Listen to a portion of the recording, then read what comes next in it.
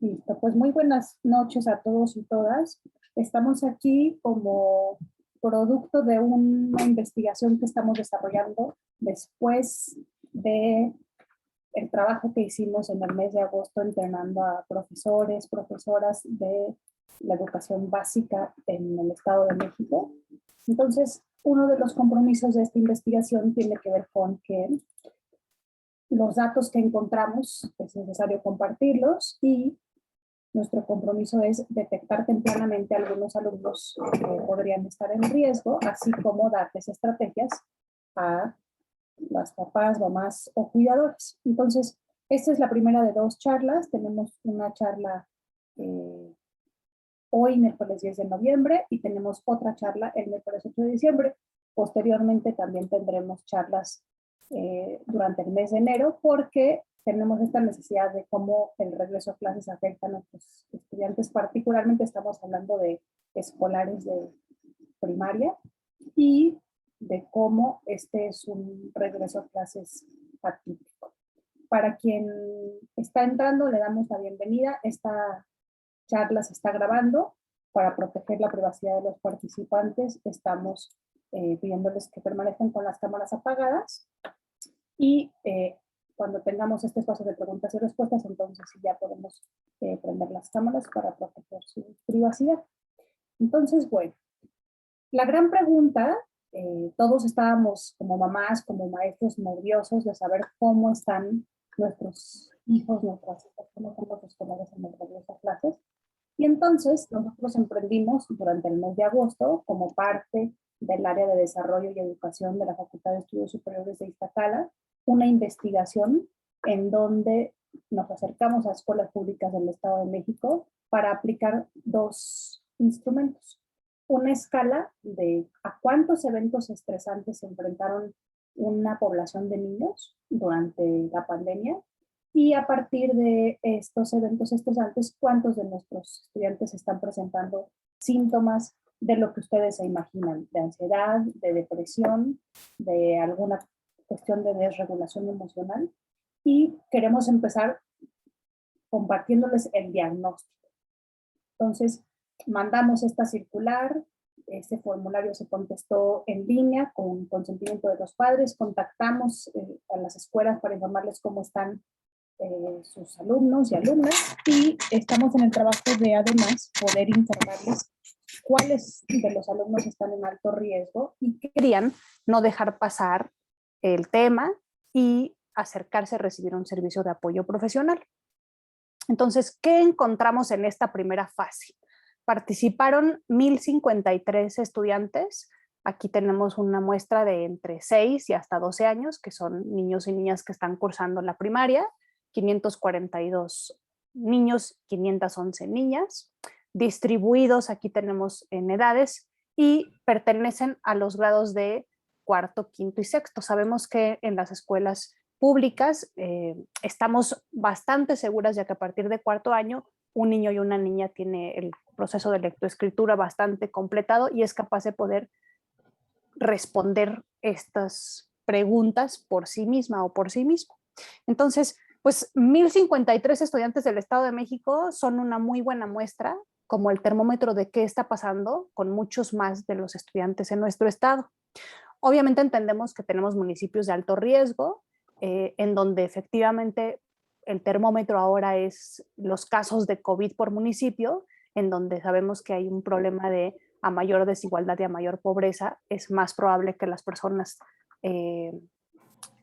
tuvieran menos acceso a,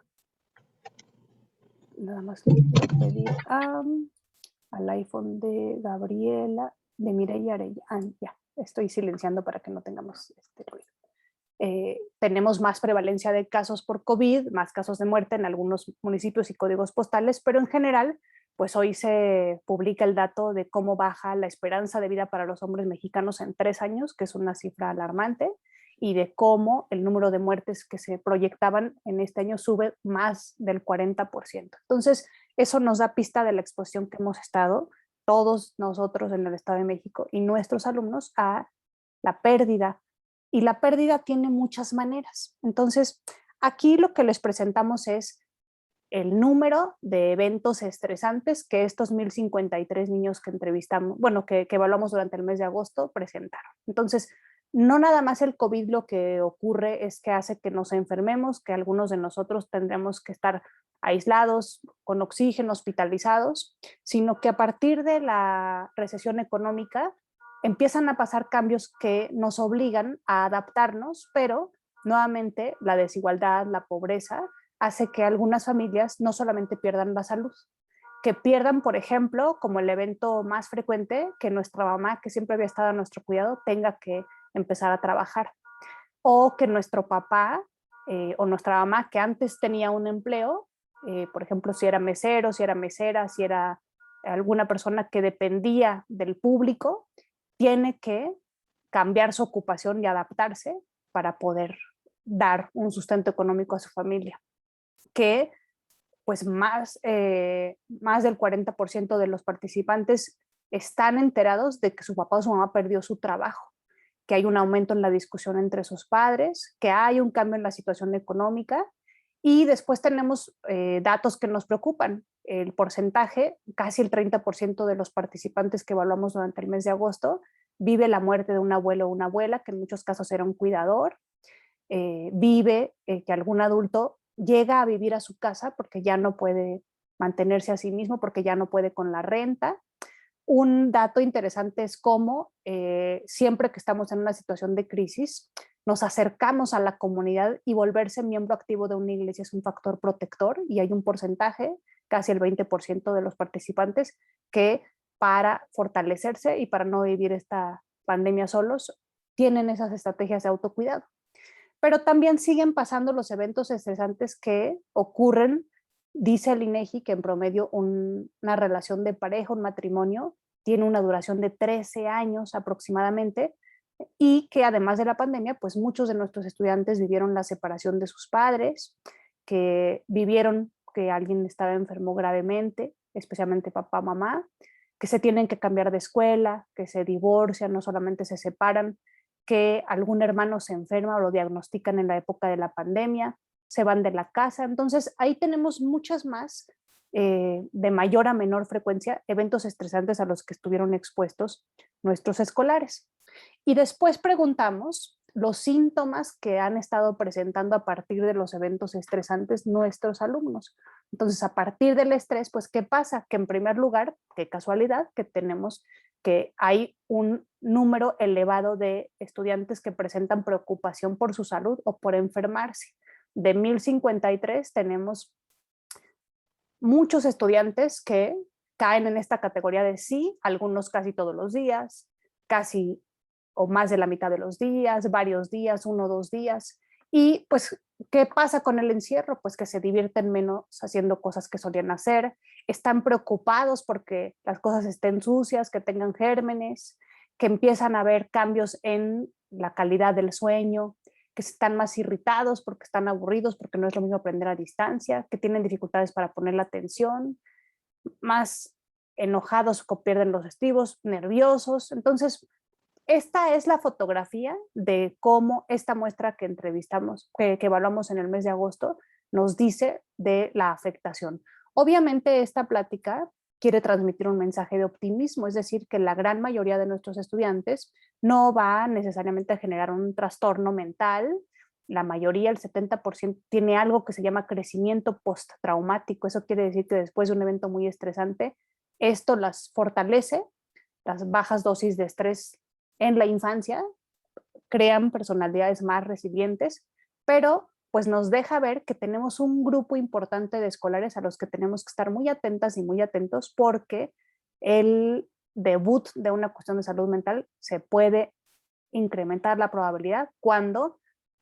si ustedes reflexionan, cada alumna y cada alumno pudo haber vivido más de un evento altamente estresante. Ojalá que nada más fuera uno, pero en muchos casos es más de uno. Entonces, pues, ¿qué tenemos que saber? La finalidad de esta plática es conocer algunas herramientas para poder apoyar a nuestros estudiantes, ya sea si somos maestros, si somos padres de familia, si somos trabajadores sociales, cuidadores, alguna autoridad educativa, o algún ojo que está ahí y que se da cuenta que hay mucho estrés y que tenemos alumnos, grupos en particular o escuelas que tienen mayor estrés, mayores pérdidas, mayores dificultades económicas, o les decía, cambios en la calidad de vida por la recesión económica. Entonces, pues, ¿qué es el estrés? Primero que nada, creo que tenemos que conocer que es un término que viene de la física y que aquí vienen 3 ejemplos. La manera más fácil de explicarle a una niña o a un niño entre los 6 y los 12 años es que cuando nosotros estiramos una liga, pues se tensa, pero si ese estirar, los que éramos de los 80 había un muñequito y ahora hay unos nuevos que lo estirabas, pero si lo estiras demasiado se revienta. Estresarse, eso significa, en un primer momento, en tensar, les decía yo, una liga, en tensar un alambre, se pueden tensar las células, te pueden tensar las articulaciones, la espalda, la mandíbula. Y la idea que me gusta de esta primera imagen es que hay 2 fuerzas que se oponen en direcciones opuestas. Hay una parte de mí que tiene muchas ganas de aprender, de ver a mis amigas y a mis amigos, pero hay otra parte de mí que está muy aburrida y que no aprende igual en la pantalla. Y entonces ahí hay 2 fuerzas que se oponen. También hay 3 tipos de estrés: el estrés tensional, el estrés de compresión. A veces me siento tan oprimido por una autoridad, por una cuestión difícil, por un grupo de amigos que me obliga a hacer cosas para tener esta cuestión de pertenencia o de aceptación. Eh, una escuela que a veces tiene altos niveles de exigencia, que el discurso en donde muchos niños y niñas están presionados es que todos tenemos claros que va a haber un rezago importante que va a tomar probablemente algunos años en esta generación de compensar el rezago. Entonces, ¿qué pasa cuando alguien me aprieta tanto que, como un gis, si lo aprietas demasiado, se revienta? Y por último, pues los físicos y las físicas hablan del estrés de roce. ¿Cuántas personas pudieron vivir la pandemia en armonía, como una oportunidad para compartir la comida, para estar en pantuflas en su casa? Pero también muchos de nosotros no vivimos en un lugar donde tengamos una terraza, un jardín, el hacinamiento, el estar intentando compartir el internet, callando a los demás para poder escuchar nuestra clase, tener la cámara apagada forzosamente para proteger nuestra privacidad. Entonces, pues durante este año muchas familias han tenido roces importantes por la convivencia, por las cuestiones económicas y porque, les decía yo, desafortunadamente, además del problema relacionado con la salud, de forma paralela está el problema económico y entonces vienen los problemas de violencia en muchos de los hogares. ¿Qué tenemos que saber como papás, mamás, cuidadores? Que nosotros estamos preparados para actuar ante el estrés. Hay 2 respuestas básicas: atacar o huir. En la naturaleza hay un autor que menciona que no hay valientes. Si un perro ve a otro perro mucho más grande que él, lo más inteligente que puede hacer es, aquí más vale decir aquí corrió que aquí murió, y no tiene que demostrarle a los demás, a menos que tuviera un papel muy importante de líder, que es valiente. Puede decidir. Desafortunadamente, los seres humanos o los animales humanos a veces no podemos decidir y simplemente tenemos que luchar con los recursos que tenemos. A veces el estresor es mucho más grande que nosotros. Muchas familias tuvieron que luchar contra poder aguantar un negocio, seguir pagando la renta hasta que ya no fue posible porque la incertidumbre no terminaba. Y también es cierto que nosotros como papás y como autoridades educativas podemos detectar que hay niños y niñas que tienen más o menos habilidades para poder afrontar los conflictos o que suelen escapar, ya sea porque no son habilidosos o porque se sienten inseguros, porque se dan por vencidos más pronto, porque quieren meter la cabeza debajo de la tierra como el avestruz y que probablemente hay que trabajar habilidades con ellos. Esta es una ilustración que me gusta mucho compartir, que Charles Darwin, que es quien hizo, bueno, desarrolló la teoría de la evolución, hizo un viaje en barco hace muchos años para estudiar la expresión universal de las emociones. Entonces, pues el gato es un animal no humano que también se emociona y me gusta mucho porque el gato se estresa y cuando tiene una situación de peligro, pues el gato perfectamente identifica cuando hay una amenaza en contra de su vida. Entonces, pues tiene todos los recursos para poder, imagínense que esta es una alerta, una amenaza. Imaginemos que puede ser contra imagínense que este es un perro, entonces este es su enemigo. Y el gato tiene unos segundos para definir si, les decía yo, va a ser el valiente que ataca, tiene los recursos o va a huir. Pero si este gato se pone demasiado nervioso, puede ser que se quede paralizado ante la amenaza. Mientras toma esa decisión, atacar, huir o quedarse paralizado, que es esta terminología que utilizan los norteamericanos de flight or fight response, y la tercera opción es freeze, o sea, quedarse congelado, del terror, pasan muchas cosas en el cuerpo de este gato. Así le pasa a los animales humanos. Así muchos de nuestros escolares lo han vivido con el COVID, pero también lo viven cuando les toca pasar a exponer, cuando se dan cuenta que dejaron el cuaderno en la casa y no trajeron la tarea, cuando es momento de dar la cuota para apoyar a la escuela y sus papás no mandan cuota, cuando les van a preguntar por qué los papás o las mamás no han asistido a las juntas que convocan en el colegio. Entonces, pero sobre todo activamos este mecanismo de atacar o huir ante situaciones de vida o muerte. Nuestro cerebro, pues difícilmente nos vamos a morir por un examen, pero sigue actuando con esa respuesta primitiva. Y entonces tenemos, con base a la investigación que les presentamos en un principio y con base a los resultados que se han revisado por muchos años sobre la prevalencia de ansiedad y depresión en niños, se establece que 30% de nuestros estudiantes dan esta respuesta muy primitiva que quizá es desproporcionada a un examen, a una exposición, a hacer amigos. Y entonces su cerebro manda señales como si hubiera un mamut, como si hubiera un depredador. Y entonces llegan esos niños y esas niñas a la consulta de él o la dermatóloga con dermatitis por estrés, llegan a la consulta, entonces empezamos a ver efectos en la piel, empezamos a ver efectos en el intestino, en donde tenemos un grupo de estudiantes que empiezan a presentar todas las cuestiones relacionadas con la inflamación o con cuestiones de síntoma del síndrome del intestino irritable. Así como uno puede sentir mariposas en el estómago porque está pasando algo muy bonito, pues también muchos niños, la respuesta muy primitiva ante el estrés es que quieren ir al baño para vaciar ya sea la vejiga o los intestinos, porque un gato no puede pelear igual de bien si está lleno de comida a que si está ligero.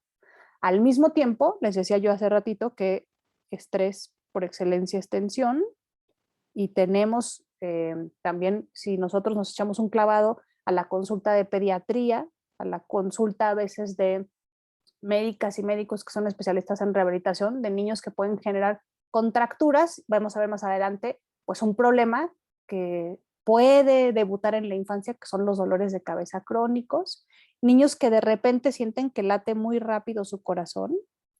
niños que, como este gato, pues ante el depredador hay que sacar las garras, hay que estar hipervigilantes, porque no sabemos si el perro viene solito o viene con una jauría de perros. Entonces,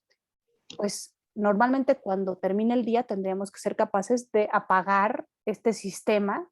que nos defiende de vida o muerte y poder dormir. Pero si el niño o la niña se siente amenazado en el entorno familiar o en el entorno escolar, pues no va a apagar este sistema. Entonces va a estar, así como este gato, hipervigilante, tenso, en fase o en modo como en el celular, en modo alarma, en modo emergencia, en modo supervivencia. Y pues va a tener obviamente los 5 sentidos agudos, y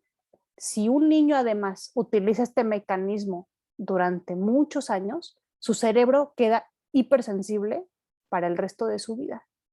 de tal manera que entonces va a ser un cerebro que va a estar mucho más vulnerable a que, así como cuando conocemos niños víctimas, por ejemplo, de violencia, los tocas y brincan porque ya su cerebro ha quedado sensible a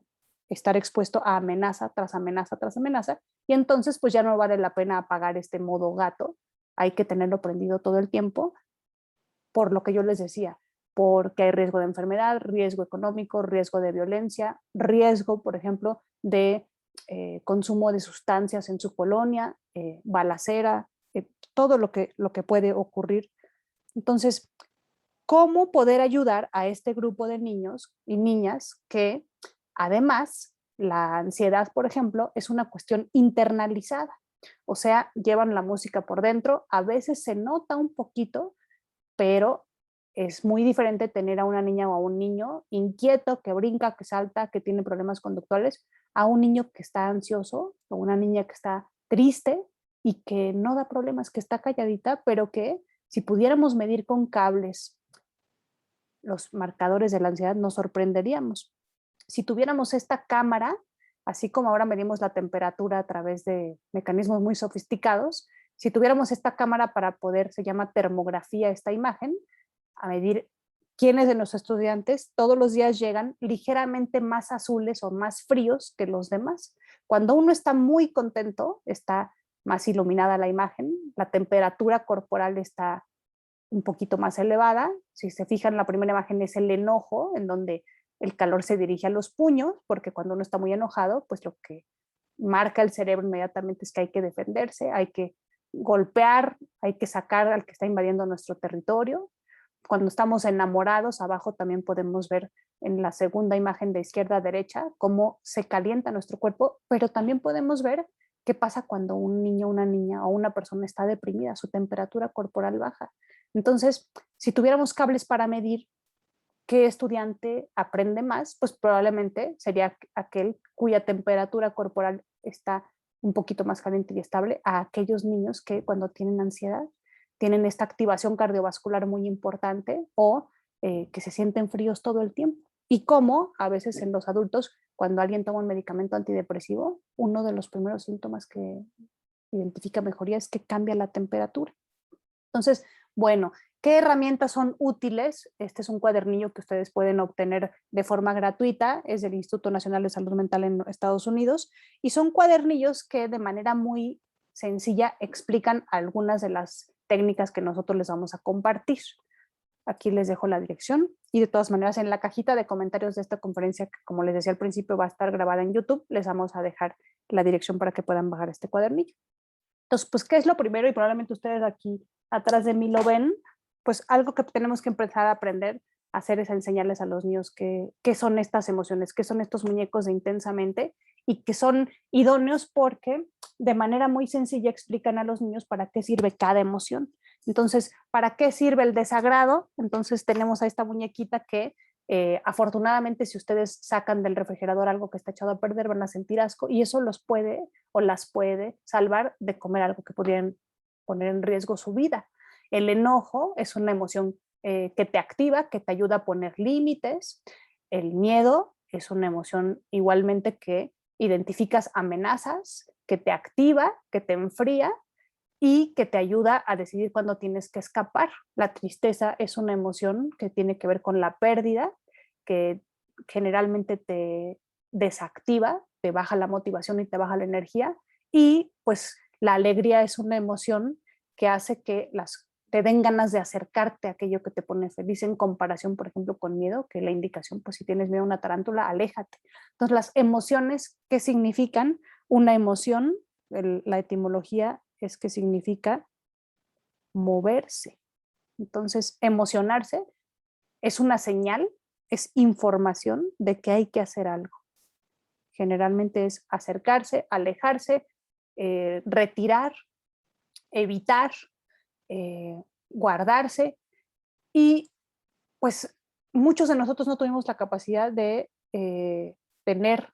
educación emocional o tener una familia que nos explicara para qué sirven las emociones, pero creo que algunos de nosotros, los que están conectando, los que nos pueden ver después, podemos echarnos un clavado a investigar o acercarnos a algunos profesionales que nos pudieran dar ciertas herramientas para poder entonces explicarles a los niños, oye, la emoción es para eso, sirve para moverse. Las emociones tienen que ser incómodas, porque si no fueran incómodas, no tomarías acción. Entonces, no es como una aplicación que desde que naces está ahí en tu cerebro y no la puedes borrar y te es útil, y te sirve para tomar decisiones y para elevar tus probabilidades de sobrevivir. ¿En qué coinciden la mayoría de los estudios? Hay que proteger a nuestros hijos con estas habilidades socioemocionales, explicarles también que no solamente se siente una cosa a la vez, se puede sentir alguien emocionado, triste y al mismo tiempo enojado con la misma persona, no nada más de una manera. Hay 5 emociones básicas y después siguen los sentimientos. Y también, pues, todo mundo sabemos que hay que estar muy atentos en cuidar los estilos de vida. Los niños están en una etapa de crecimiento en donde depende de la etapa, necesitan entre 10 y hasta algunos 13 o 14 horas de sueño. Muy importante, lo sabemos porque la depresión, por ejemplo, tiene un componente de inflamación muy importante, comer la menor cantidad de alimentos procesados, reducir el consumo de, ya se imaginarán, de sodio y de glucosa por los, los problemas tan importantes que tenemos de obesidad y de diabetes. Todos los estudios dicen que en promedio hubo un aumento de hasta 8 kilos por la pandemia del sedentarismo. Entonces, esta oportunidad de que nuestros hijos desarrollen alguna actividad física. Y una de las variables que más ayuda a prevenir enfermedades físicas y que es el componente importantísimo de salud mental, es que sus hijos y sus hijas tengan al menos un contacto social significativo una vez por semana. Entonces, esos serían los estilos de vida básicos que tendremos que cuidar. Y pues queremos hablarles el resto de la charla sobre esta estrategia que nosotros hemos estado desarrollando desde la universidad que se llama Guardianes. Entonces, tal vez cada uno de ustedes que se está conectando a tomarse esta hora de su tiempo para conocer cómo están nuestros escolares y cómo les podemos ayudar, tendrían que saber que ya somos cuidadores de nuestros hijos, de nuestros alumnos, de nuestros sobrinos, si somos maestros y damos alguna tutoría, alguna clase especial, alguna actividad extraescolar, ya somos esos ojos y esos oídos, pero tal vez no tenemos un entrenamiento lo suficientemente especializado para detectar dentro de estos estudiantes, les decía yo, el 30% de aquellos que podrían presentar alguna cuestión de riesgo que amerita canalización para dar un entrenamiento a papás o más cuidadores o para que reciba algún tipo de consejería o psicoterapia. Entonces, la Asociación de Psiquiatría Norteamericana, la Organización Mundial de la Salud, establecen esta figura. Los guardianes en inglés se llaman gatekeepers, que es cualquier persona que tiene contacto con muchas otras personas, no nada más por WhatsApp ni por la pantalla, sino en vivo y que puede estar en la posición de tener 3 acciones, que son notar señales tempranas, iniciar la conversación con los cuidadores de ese niño o esa niña y, en tercer lugar, tomar acción. Entonces, ¿qué queremos hacer durante estas pláticas? Entrenarlos a todos los que nos acompañen a que con base a los datos que ya encontramos podamos estar mucho más atentos a ese 30% de niños y niñas que puede ser durante la pandemia estos eventos estresantes los que no causen, pero sí desencadenen el debut de alguna cuestión que merezca atención. Por ejemplo, en el caso de la diabetes, está muy difundido que entre la población que muchas personas se debutan con o les da diabetes por un susto.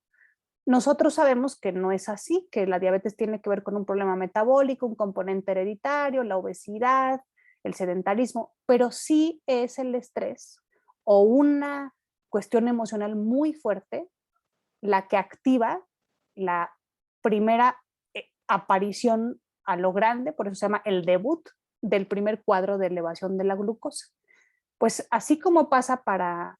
la diabetes, lo mismo pasa acá para el debut de algunos niños y niñas con cuestiones de salud mental. Entonces, a mí me gustaría que después de esta charla ustedes fueran pensando y empezáramos a profundizar en estos 3 momentos. Notar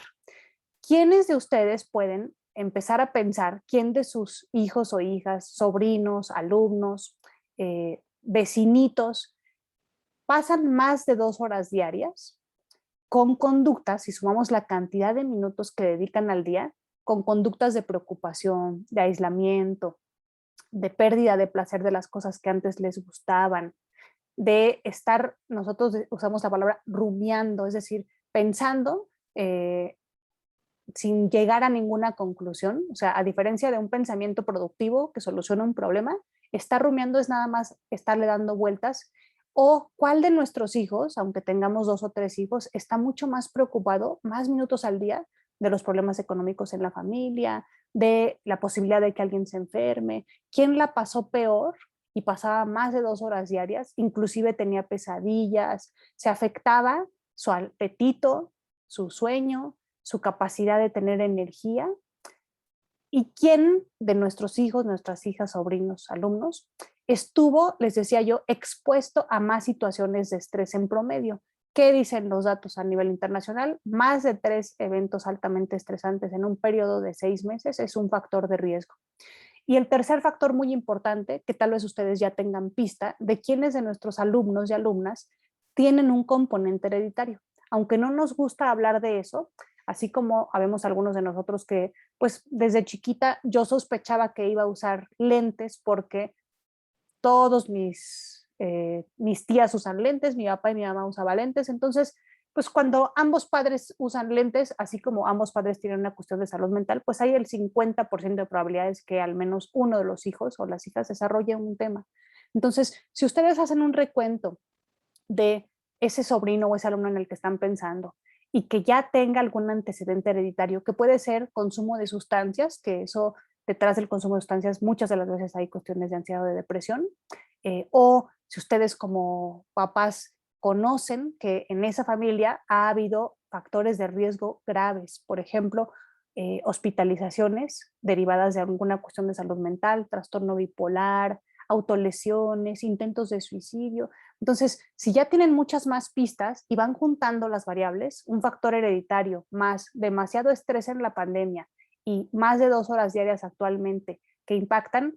estas señales no deberían de dejarse pasar. Deberían de entonces, después de notarlas, tratar de iniciar la conversación con esa familia, con ese alumno, con ese cuñado, con esa cuñada, tratar de vencer el estigma.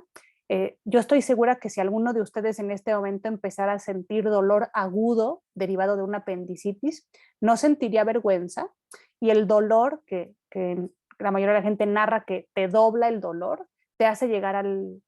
servicio de urgencias, pero no llegas con vergüenza porque te duele, porque no hiciste nada para que tu apéndice se inflamara y tuvieran que hacerte una intervención.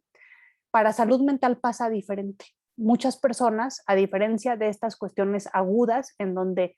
no tienes por qué, ni siquiera sientes vergüenza cuando en general tienes un buen aseo dental y de repente te duele muchísimo una muela, pues le hablas al odontólogo, a la odontóloga a la hora que sea y te atiende, pero no te vas a esperar por vergüenza a que te vaya a regañar de que no te lavaste bien los dientes. Pero para salud mental, sí postergamos mucho la atención. A nivel mundial se dice que las personas entre 8 y hasta 20 años tardan en acercarse a un profesional de la salud porque creen, a diferencia de la apendicitis, a diferencia de usar lentes, a diferencia de una muela, que las personas tendrían que vencer por sí mismas o que es una cuestión de voluntad.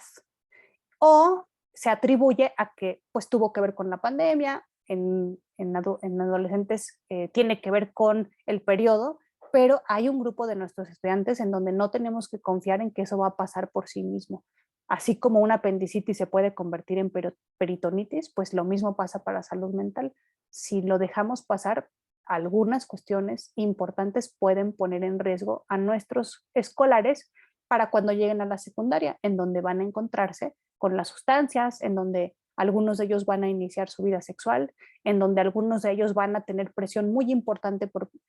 pertenecer y ya será un poquito más complicado poder referirlos a recibir apoyo altamente especializado. Y por último, pues, ¿cuál es nuestra responsabilidad como guardianes? Tomar acción, es decir, cada escuela, cada comunidad educativa idealmente tiene un directorio que consta de profesionales especializados en las áreas correspondientes, puede tener bibliografía que pueda ser de ayuda, tienen escuelas para padres en donde es posible acercarse a alguien para pedir al menos orientación de a qué grupo pertenece nuestro hijo o nuestro alumno. A un niño que presenta síntomas leves, que pueden mejorar, simplemente les decía yo, con cambio en el estilo de vida, con incrementar el apoyo social, o quién de nuestros hijos o nuestros alumnos ya necesita un taller en grupo, una clínica de verano, un taller de habilidades socioemocionales con síntomas moderados, y quiénes de nuestros escolares pudieran llegar a presentar síntomas graves que ameritan psicoterapia y o tratamiento con el paidopsiquiatra, o la paidopsiquiatra, que es un psiquiatra que se especializa y tiene una subespecialidad en tratar niños y adolescentes. Entonces, ¿cuáles son las cifras? Esta es una gráfica que me gusta muchísimo para que ustedes sepan, porque cuando por parte de la universidad entrenamos a los profesores, ya está establecido en promedio cuál es la edad del debut de los temas de salud mental. En primer lugar tenemos los problemas de control de impulsos, es decir, el déficit de la atención con hiperactividad, generalmente se diagnostica después de los 5 años, cuando empiezan la escolarización, después del preescolar. Después, ¿a qué edad tendríamos que estar como guardianes atentos en problemas de consumo de sustancias? Pues ya cuando entramos a la secundaria, pero aquí estamos hablando de escolares a nivel primaria, entonces ¿a qué tendremos que estar atentos? A los trastornos de la ansiedad, que debutan principalmente también la ansiedad por separación, aquellos niños y niñas que les cuesta trabajo irse a la escuela, dormir solitos, que hacen muchas más visitas a la enfermería que otros niños y niñas, y toda la primaria se comen más las uñas que los demás, se arrancan el cabello, empiezan a tener, les digo, alguna cuestión de síntoma físico, dolor de cabeza, alguna cuestión de la piel, el intestino, y hasta la secundaria y preparatoria tendremos que estar atentos. La depresión generalmente debuta a los 14 años más o menos, en donde también tenemos un grupo importante de niños y niñas que están con cambios hormonales y tenemos que estar atentos desde la secundaria, y bueno, trastornos mentales graves que pertenecen a una edad próxima. Entonces, solamente queremos que ustedes piensen en qué edad está mi hijo, cuáles son los riesgos que tiene, a qué tengo que estar atenta y atento, para que entonces, a partir de esta información y de las siguientes pláticas que vamos a compartir con ustedes, se acerquen a pedir ayuda. Nosotros, voy a dejar correo por si quieren acercarse a nosotros, ya sea que ustedes tendrían que conocer que en la universidad hay muchos recursos de bajo costo, o se puede orientar a los papás, a las mamás o a las escuelas en si tienen, por ejemplo, nos hemos encontrado escuelas primarias que tienen grupos o tienen generaciones en donde la semana pasada nos contactaron, donde hay más de 15 estudiantes que perdieron a papá o mamá durante la pandemia, y que tal vez algún tipo de conferencia, plática, taller específico para duelo sería importantísimo que nos acercáramos como universitarios para poder resolver estos problemas,